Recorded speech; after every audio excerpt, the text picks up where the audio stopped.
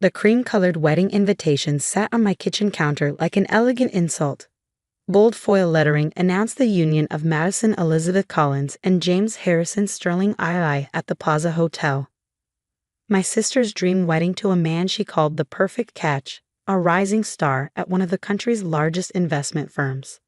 I, Emma Wilson, wasn't supposed to be just a guest. I was meant to be the maid of honor.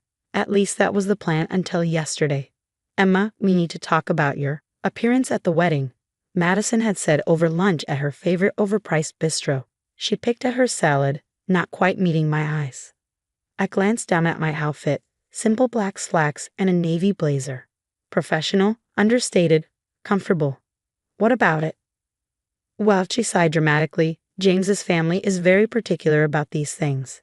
His mother is on the board of the Metropolitan Museum. His sister was just featured in Vogue. We need everything to be perfect. I knew where this was heading. Madison had always been embarrassed by my preference for simplicity. While she chased designer labels and social status, I focused on building something meaningful, even if nobody knew about it. "The bridesmaids' dresses are Vera Wang," she continued, "and everyone will be wearing Louboutins. Your usual choices. They just won't fit in." "Madison, I can buy a new dress. It's not just the dress," she burst out, her perfect makeup creasing with frustration. "It's everything. Your sensible shoes, your plain jewelry, that ancient car you insist on driving. You look like a small-town librarian, not a Collins." I touched the simple pearl necklace at my throat, our grandmother's last gift to me. "I like how I dress." "That's the problem." Madison threw her hands up. "You don't care about appearances at all. Do you know how it looks when people ask what my sister does, and I have to tell them you work at some tiny financial advisory firm?" I bit back a smile. My tiny firm was actually Wilson Global Investments, one of the most powerful private equity companies in the world. But Madison didn't know that. Nobody in my family did. "I saw the guest list," I said quietly. "James's boss is coming. Edward Sterling from Sterling Corp." Madison beamed. "Yes, Edward is James' uncle. The whole Sterling family will be there. That's why everything has to be perfect. Their connections could change our lives." If only she knew. Edward Sterling was actually my newest board member. I'd acquired his company 6 months ago in a friendly takeover, though the press still hadn't discovered who was behind the deal. "Madison, I tried one more time. I promise I won't embarrass you." She reached across the table, patting my hand with practiced condescension. "Oh, sweetie, you can't help it. You are who you are.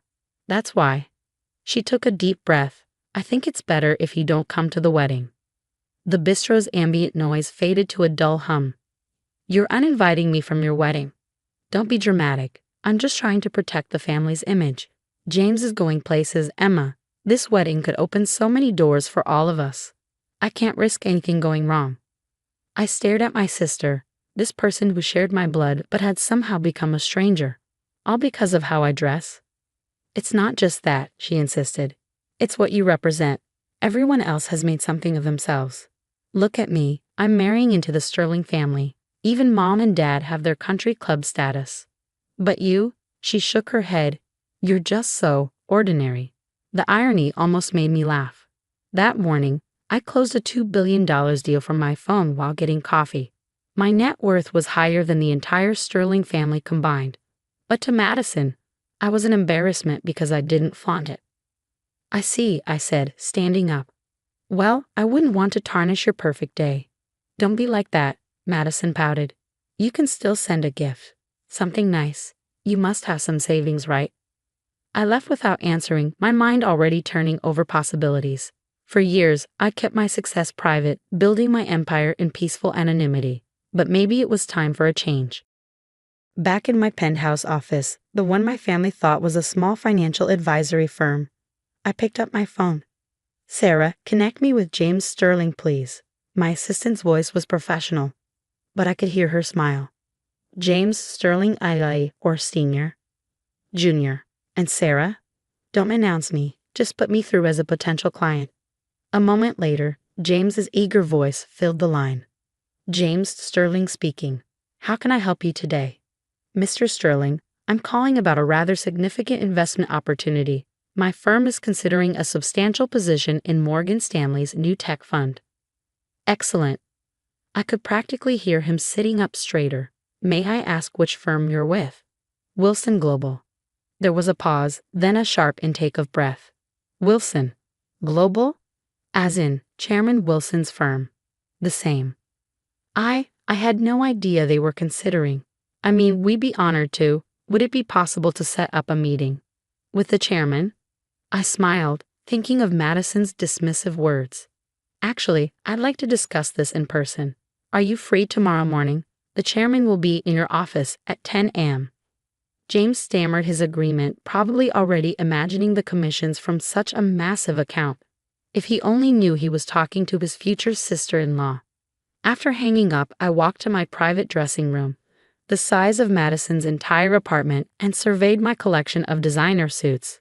For years, I'd saved these for overseas business meetings, preferring simpler clothes in my daily life.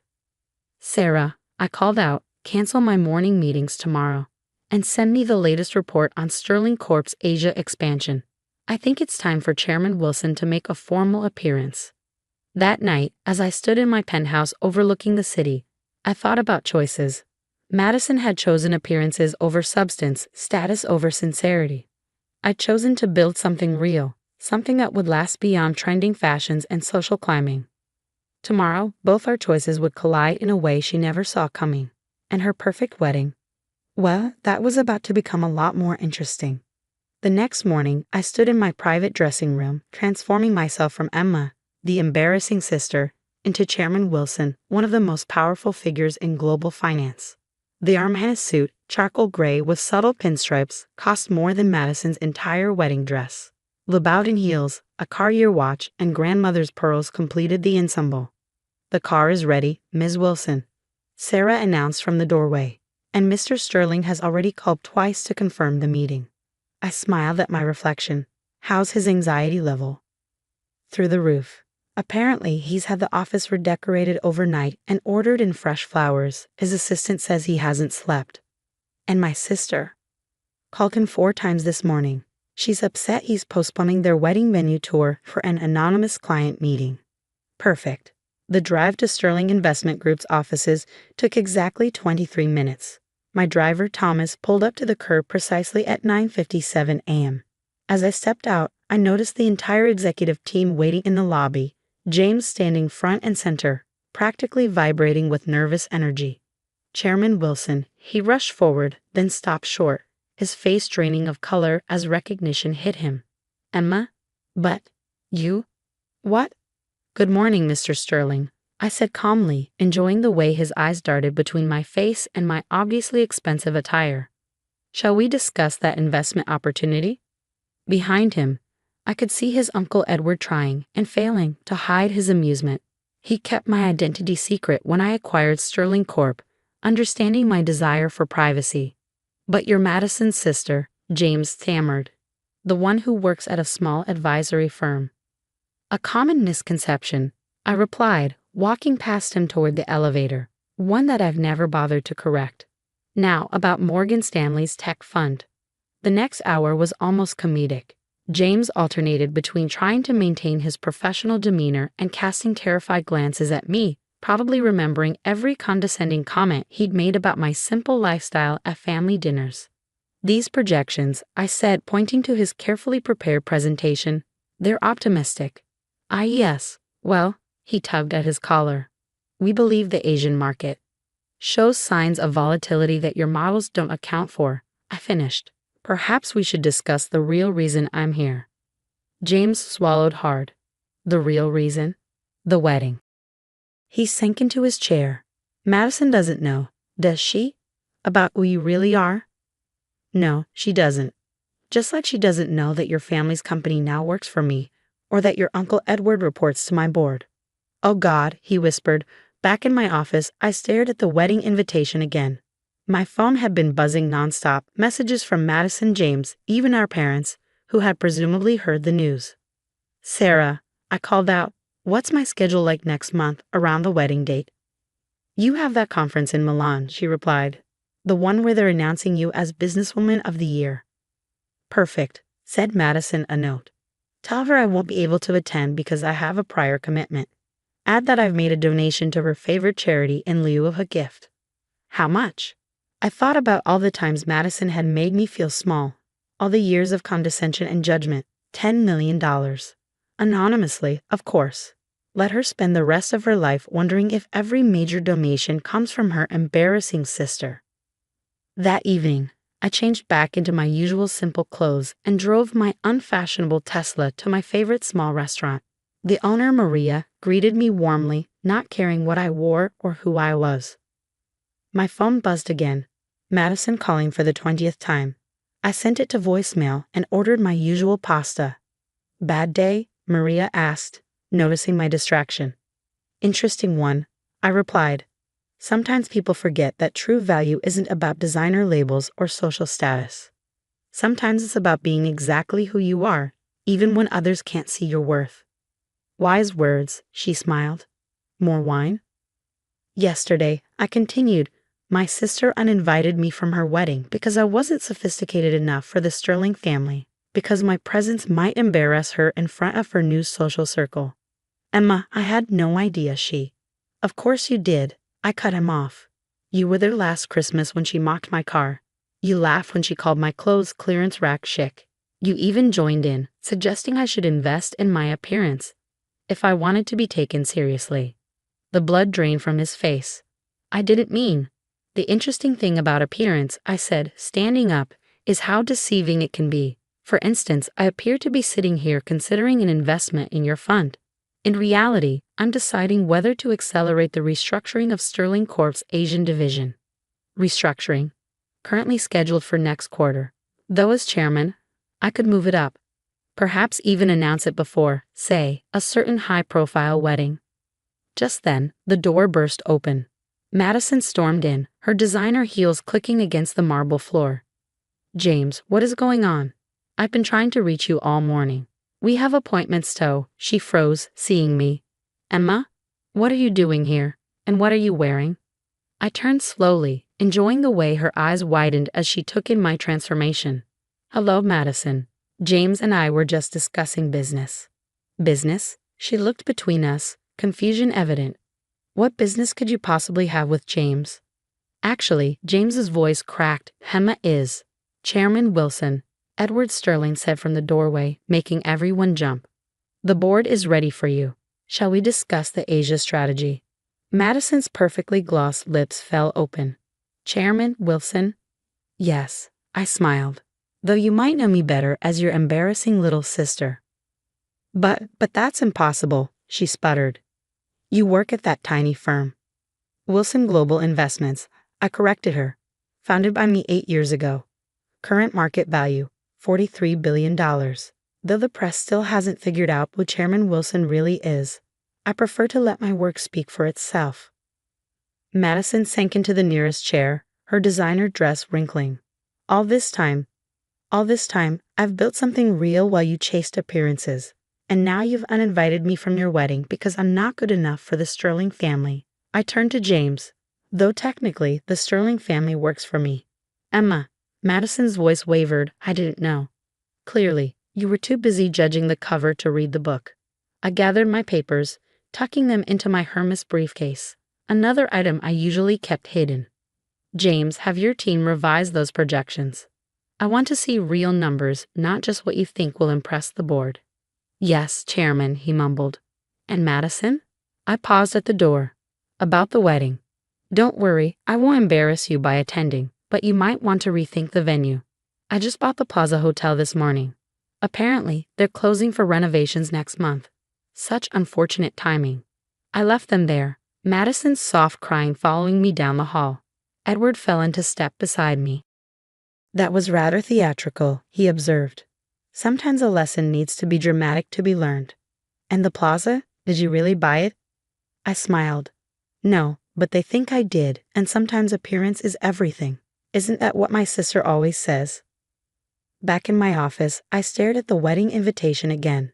My phone had been buzzing nonstop. Messages from Madison, James, even our parents, who had presumably heard the news. Sarah. I called out, what's my schedule like next month around the wedding date? You have that conference in Milan, she replied. The one where they're announcing you as Businesswoman of the Year. Perfect. Send Madison a note. Tell her I won't be able to attend because I have a prior commitment. Add that I've made a donation to her favorite charity in lieu of a gift. How much? I thought about all the times Madison had made me feel small, all the years of condescension and judgment. $10 million. Anonymously, of course. Let her spend the rest of her life wondering if every major donation comes from her embarrassing sister. That evening, I changed back into my usual simple clothes and drove my unfashionable Tesla to my favorite small restaurant. The owner, Maria, greeted me warmly, not caring what I wore or who I was. My phone buzzed again. Madison calling for the 20th time. I sent it to voicemail and ordered my usual pasta. Bad day? Maria asked, noticing my distraction. Interesting one, I replied. Sometimes people forget that true value isn't about designer labels or social status. Sometimes it's about being exactly who you are, even when others can't see your worth. Wise words, she smiled. More wine? Please. I thought about Madison, probably still reeling from the revelation. About James, desperately revising his projections. About my parents, who would soon discover that their underachieving daughter was actually the business genius they'd always wanted. But mostly, I thought about myself, about the choice I made years ago to build something meaningful rather than chase appearances.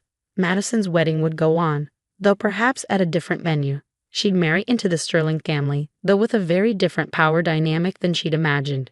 And me? I'd go back to running my empire, quietly changing the world without needing anyone's approval.